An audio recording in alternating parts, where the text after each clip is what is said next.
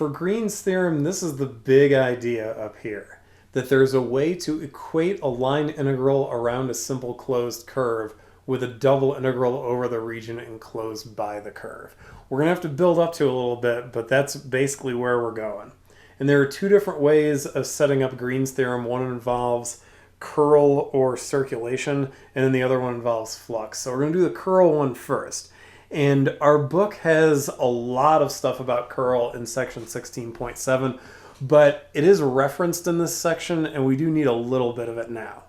So if F is a velocity field of a fluid flowing in some space, then what the curl is, and this grainy picture over here is supposed to kind of represent this idea, that it's the tendency of particles near a point XYZ to rotate around an axis going through that point, which would be parallel to a vector called the curl vector. So what's supposed to be going on in this picture is that, like, I guess if this is the fluid here, so it's going around this way where it looks like it's counterclockwise, which is the direction of motion that we've been dealing with the most. And then there's our point XYZ. So we're looking at the tendency of the particles in the fluid to kind of move around this way counterclockwise and rotating around this axis that goes through XYZ. So then this is coming out, right? Like it's essentially going to be normal to the surface here, right? That's the idea. So, all right, curl vector, right, which is this thing here. So what's the curl of F? It's this with all these partial derivatives, which probably look kind of familiar, right? Like all these differences, this isn't the only place that they show up, right? And we've actually had them show up before. But that's the idea with curl, at least as far as what the equation would look like if it was, figure out the curl vector. It's that you would get all these partial derivatives and take some differences and go from there. The intuitive idea of what it is, this was the best thing I could come up with, where if you have a whirlpool where you can make it shrink or you can make it expand, then if you shrink it down to where it's really small, but you keep the force the same, then you have a lot of force in a little area, and then that's when you have a large curl. But then if you go the other way, if you expand it out and you keep the force the same, then that makes the curl decrease, so you end up with a smaller curl. I think for now, that's about as far as we need to get. The important thing really is just having this representation here because we need the K component. That's actually the next thing. So circulation density.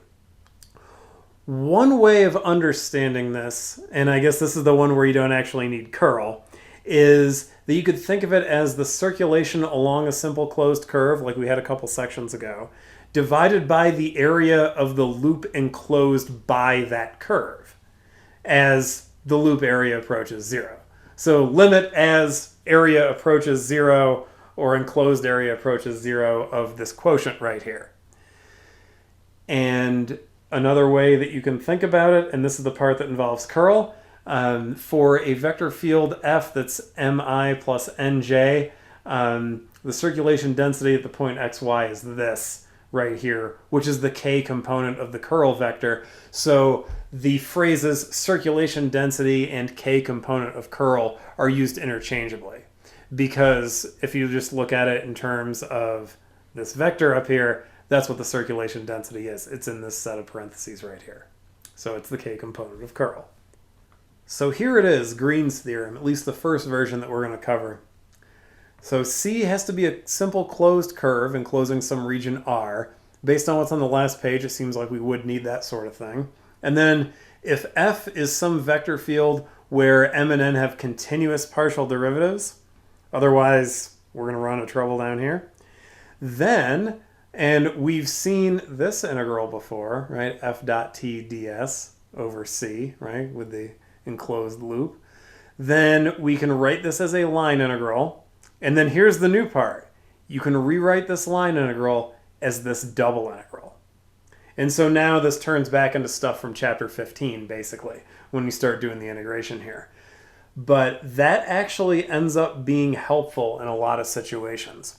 So the first thing we're going to do is have an example of the verification. There are a few in the book that are like this, so I wanted to squeeze that in here.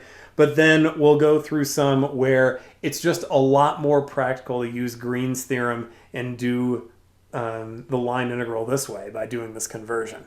And so you'll see in the examples, I picked one that's really cartoonish. So it'll definitely be visible there.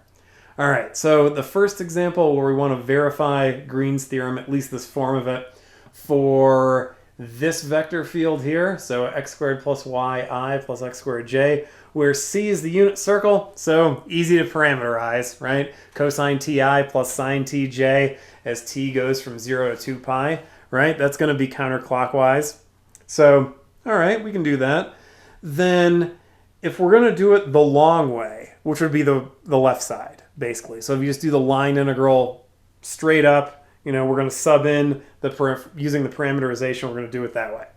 Then, all right, if x is going to be cosine t and y sine t based on the parameterization, that's what m would be, that's what n would be, and then we're also going to need dx and dy because they show up in that line integral. So to go back up here, if x is cosine t, then dx must be minus sine t dt, and then if y is sine t, dy is cosine t dt. All right, fine. Sub everything in, right? There's the line integral. And then, okay, there's m dx n dy, right? And 0 to 2 pi, because those are the limits on the parameterization, right? Those are the limits on t up here. All right, well then we can kind of clean this up a little bit. And then, let's see, that's going to be a u substitution. That one's going to be a rewrite using a trig identity. And then that one, I believe, will be a trig identity, which will break into two integrals, and we'll end up going from there. All right, so this one, for now, I just kind of left it alone and broke these up into pieces because this is a whole lot easier to deal with these individually.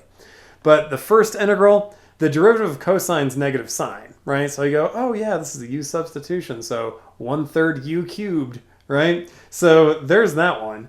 This one here, I think the best thing to do is to rewrite sine squared t as 1 minus cosine 2t over 2. So I just pulled the 1/2 out front, so I've got it written that way. And then this one down here, I rewrote cosine squared t as 1 minus sine squared t, because then if you break this up into two pieces, I think then that's going to be the easiest way of doing it.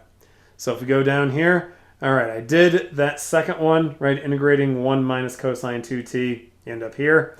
Then I broke this one up into two integrals here, so cosine t, and then I guess minus cosine t times sine squared t. This is similar to the other u substitution, it's just that now u is sine. So this is all set, right? I mean, if u is sine, then the derivative of sine is cosine, so it looks like we're good to go with this one. So we can integrate, I guess that one's really simple, right? And then we can integrate this one as well. But then this actually simplifies really well, right? Because then you go, wait a minute, the cosine of 0 and 2 pi, those are going to be the same, so this whole expression's 0. The only thing that you're going to get out of this is where you put a 2 pi in for t, right? The other four terms are all going to be 0. This one, sine from 0 to 2 pi, 0 minus 0. And then sine cubed at 0 and 2 pi, still, those are going to be zeros. It looks like the only thing that we're going to get that's not a 0 is right here. So it looks like we should get negative pi. And that simplifies really, really well. A lot of these do. So at least that part's nice. You know what else is nice? When you do this with a double integral, look how short this is. That's the whole thing.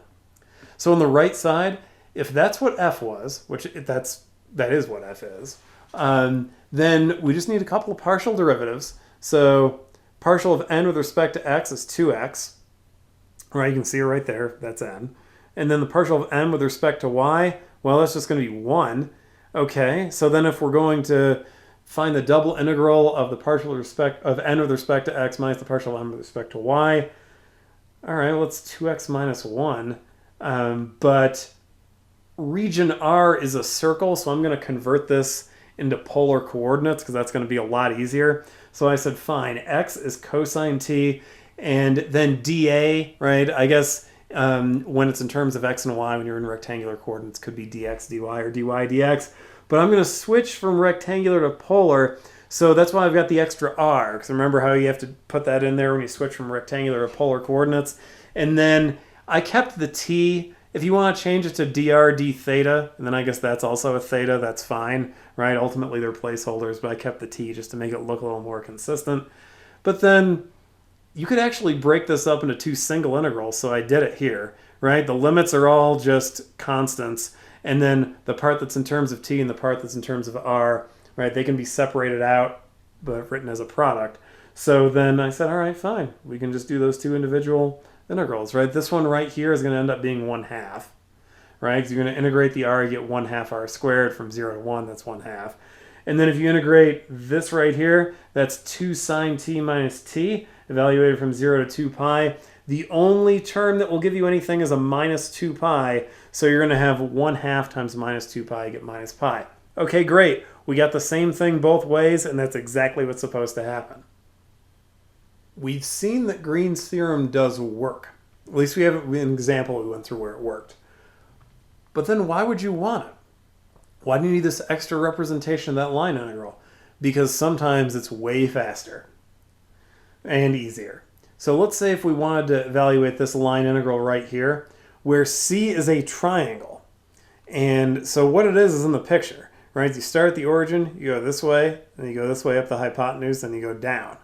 So if you're going to do this line integral directly, you've got to do it in 3 pieces, right? You've got to do it over C1, over C2, and over C3. That's not short. There's a lot that you have to do there. But if you use Green's theorem, watch how short this ends up being.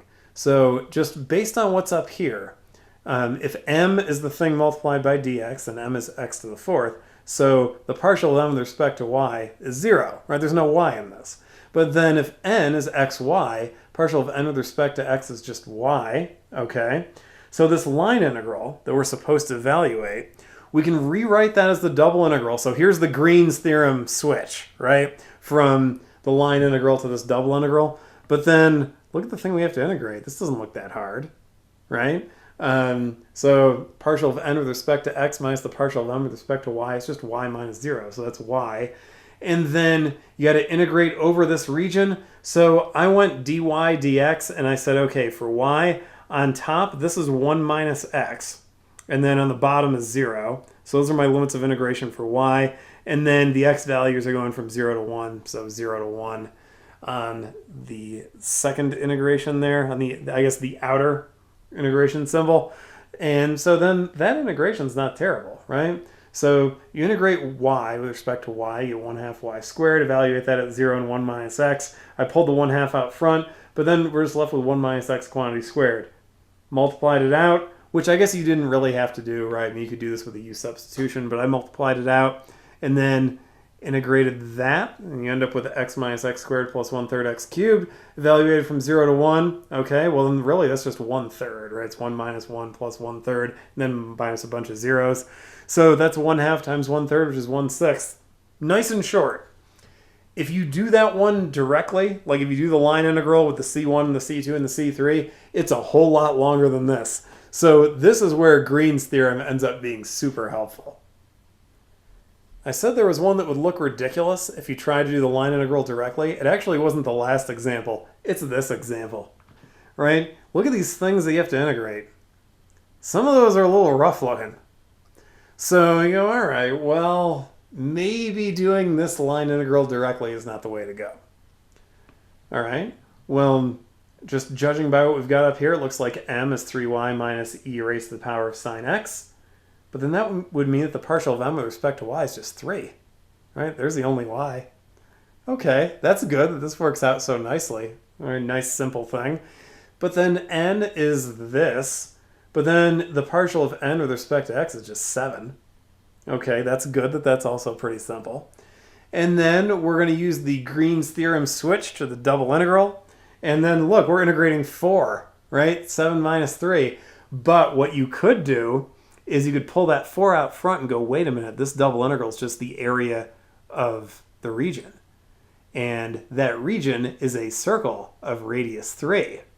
So 4 times the area of the circle, but area of the circle is pi r squared, right? But here r is 3. Okay, that's 36 pi. Done. You don't have to do that little maneuver that I pulled here with the area, right? You could do the double integral if you wanted to. There's nothing wrong with that. I guess if you were going to do it, I would probably switch to polar coordinates because it's a circle. But because it's area, you can do that, right? I mean, that's why we went through that area section in chapter 15. Because later, when these show up and you go, oh, that's area, and it's a circle. I know how to get the area of a circle. Then you can just use that, and it's way faster, right? Less moving parts. So look how short this is. And if you did this one directly, it would be completely insane. Like, that's a wild-looking line integral. But there's a way to make that something that's relatively straightforward. So that's where Green's theorem really, really helps. The other version of Green's theorem involves flux. So there's a circulation version and there's a flux version. And if you look at what happens here, a lot of it's similar. So flux density is kind of set up the same way as circulation density, except that you're just starting with flux. I guess that would be pretty logical. But it's going to be the limit of the flux along a simple closed curve over the area of the enclosed loop as the area of the loop approaches zero. Right? So it's the same overall concept, just involving flux instead of circulation. This also has a second name. So just like how circulation, that term, or circulation density rather, is used interchangeably with K component of curl, the flux density, that phrase, is used interchangeably with divergence. And in section 16.7, there's a lot of stuff about divergence. It's usually called that rather than flux density, at least when you get there. Like, at least in that context, I guess. So the flux density, how do you actually get it with partial derivatives? It's like this. So similar concept, but looks a little bit different compared to the circulation density one, right? So now it's a plus instead of a minus. Now it's partial of m with respect to x and partial of n with respect to y instead of the other way around, but a similar idea. So how does this version of Green's theorem look? Well, C is going to be the same thing, simple closed curve, enclosing some region R inside of it. And then M and N need to have continuous partial derivatives. So here's a difference, right? And this, I guess, goes back a couple of sections. I think this is in 16.2. Maybe it's in 16.3, but I think it's in 16.2, where for flux, you use the normal vector rather than the tangent vector. So f dot n ds, which you could write this way as a line integral, or, and here's the Green's theorem part, you can write it this way as a double integral. So in words, and this is the term that gets used in this section too, the outward flux of f across c, right? That's what this would be, and it would be equal to the double integral of the flux density over r. Okay, so the next thing is verifying this version of Green's theorem for the same vector field that we had before, right? So the other verification example, example 1, it's the same one, same vector field. So these are all the same, I just kind of rewrote all this stuff. All right, so the left side, which would be this, right? Going around the loop of C, counterclockwise, m dy minus n dx. There's m dy n dx. And then you end up with this. And it looks like the integration is actually going to be kind of similar to that first example. Right? We're going to have to do this maneuver a couple of times. So rewriting cosine squared there, rewriting sine squared over there. The one in the middle is going to be pretty straightforward, right? That's a u substitution where u is sine. But then we're going to get a whole bunch of integrals. Because this one here, you can break into these first two. Then the middle one here is the middle one here. And then this one here breaks up into these last two. And then, let's see, integrating cosine, well, that's sine. Then this is a u substitution, right, where u is sine. Then this is a u substitution where u is sine.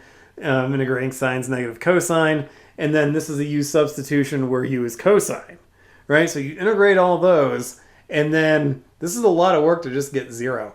All of these are 0. And you could view it just by saying the sine and cosine at 0 and 2 pi, like those are always going to be the same. So you should always get 0 for all of these. So yeah, you add a bunch of zeros together, you get 0. Okay, fine. And actually, with a lot of these, and you'll see it in the homework in this section, where there are questions where it's do both, like use Green's theorem both ways. A lot of times with one of them, you'll get 0. So, all right, there's the 0. And then doing it the other way with the right side, I can almost squeeze this all on the screen at once. All right, so if m is x squared plus y, then the partial of m with respect to x is 2x. And if n is x squared, the partial of n with respect to y is 0. Okay, so then we're just getting the double integral of 2x. All right, and then I figured that since r is once again a circle, I should switch to polar coordinates. So then x is cosine t. And then you need that extra r when you're switching coordinates from rectangular to polar. So r dr dt, or if you would prefer r dr d theta, if you want to change the placeholder there to make it match up with what we were doing before. So I pulled the 2 out front, and then once again, this is a double integral that you can break into a product of single integrals because all of the limits of integration are constants, and the part that's in terms of t and the part that's in terms of r are multiplied together. So there's that part again, and then there's this piece. So then, just like before, you integrate r from 0 to 1. Okay, it's going to be 1/2, right? And then this is 0, right? It's sine 0. Well, it's 0 sine 2 pi minus 0, sine 0. So yeah, effectively it's sine 0 minus sine 0. But yeah, that part's a 0, so that means that whole product's going to be a 0. Okay, great. It worked out. The left and right sides worked out to be the same thing like they were supposed to. Example number 5 is another one where if you had the line integral directly, it would probably take a while, considering, because you can see it in the picture. You got to go up C1, and then C2 going across, and then C3 going back down. So you can do it, but it might take a while. And we're supposed to get the counterclockwise rotation and the outward flux. Okay, so the counterclockwise rotation, that was, I guess, sort of the first half of this section. So we're going to use Green's theorem both times, right? And this is the red flag, right? Where you look at what C is and you go, that's sort of complicated, right? It's got to be 3 individual pieces. That's kind of long. Green's theorem is probably going to work out a whole lot easier here. So yeah, that's what we're going to do. So I went ahead and said, all right, for the first part, we need the partial of m with respect to y. We need the partial of n with respect to x. All right, there they are. And then the counterclockwise rotation is going to be this, right? Double integral of partial of n with respect to x minus partial of m with respect to y. But then that's 2y minus 2y. And when you're integrating 0, you get 0. So that one's done. I guess you could argue that it's 0 times the area. Okay, fine. That's still 0. All right, so that one's fast. And then the other one is the outward flux that we were just talking about. So there you need the partial of m with respect to x, 2x, partial of n with respect to y, also 2x. Except here, there is a plus instead of a minus, so we're not going to end up with a 0. So 2x plus 2x is 4x. And then we're going to actually need limits of integration this time. So for this region up here, I did it in the dy dx order again, where I just said, okay, this thing up on top, this is y equals 4. And then the thing that would be on the bottom would be this curve, which is y equals x squared. So that's why my limits of integration here go from x squared up to 4. And then the x values, if I scroll back up, then the x values are going from 0 to 2, right? That's as far to the right as we're getting right there is the 0.24. So x value is going from 0 to 2 on the limits of integration on the outer integral. Okay, so integrating the inner part. So you integrate 4x with respect to y, get 4xy evaluated there. So I just wrote it this way as 4x times 4 minus x squared.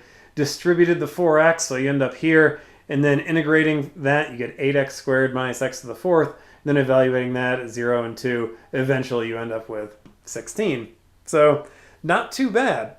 Right? And Green's theorem largely ends up being used for situations where the line integral looks a little bit rough, right? And I guess that sort of bore itself out in the examples and things, but it ends up being really handy. It's really convenient. It gives you something that's much shorter and usually easier to deal with.